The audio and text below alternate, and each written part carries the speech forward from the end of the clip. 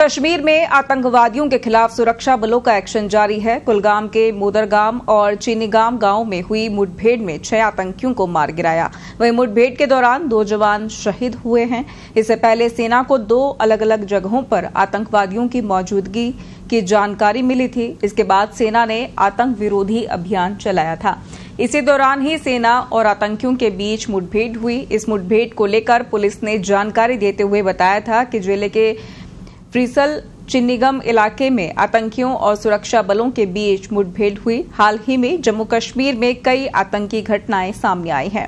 इससे पहले 27 जून को जम्मू कश्मीर के डोडा जिले के गंदोह भद्रवाहा सेक्टर में बुधवार को सुरक्षा बलों के साथ मुठभेड़ में 3 आतंकवादियों को मार गिराया था। पिछले महीने 9 जून की शाम को जम्मू कश्मीर के रियासी जिले में आतंकवादी हमले के बाद तीर्थयात्रियों से भरी एक बस खाई में गिर गई, जिसमें से कम 9 लोगों की मौत हो गई थी और 33 अन्य घायल हो गए थे। जम्मू कश्मीर के राजौरी में भारतीय सेना के शिविर पर आतंकवादी हमले का मामला सामने आया है। इस अटैक में आर्मी का एक जवान घायल हो गया। आतंकवादियों ने सेना के शिविर पर गोलीबारी की। इसी दौरान सतर्क सुरक्षा चौकी पर तैनात जवान भी आतंकवादियों पर गोलीबारी की। घटना के वक्त सेना का जवान घायल हो गया।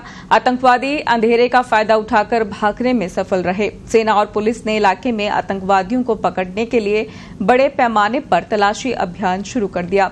राजौरी के गलूथी गांव में आर्मी कैंप के बाहर तैनात सेना के एक सतर्क संतरी ने आतंकियों के हमले को रोका। दोनों तरफ से गोलीबारी हुई। एक जवान घायल हो गया।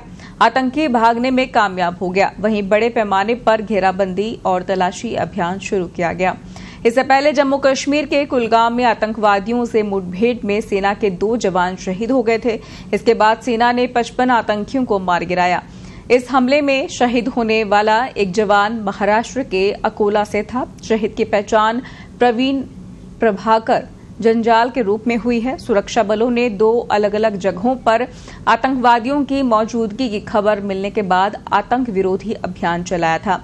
इसके बाद आतंकवादियों के साथ मुठभेड़ हुई। बता दें कि सेना का जवान अभियान शुरू होने के कुछ घंटों बाद ही चीनीगाम गांव में गोलीबारी की एक और घटना शुरू हो गई। सेना को लश्कर ग्रुप के बारे में खुफिया जानकारी मिली थी, जिसके बाद सुरक्षा बल उस क्षेत्र में पहुंच गए। दोनों तरफ से गोलीबारी हुई।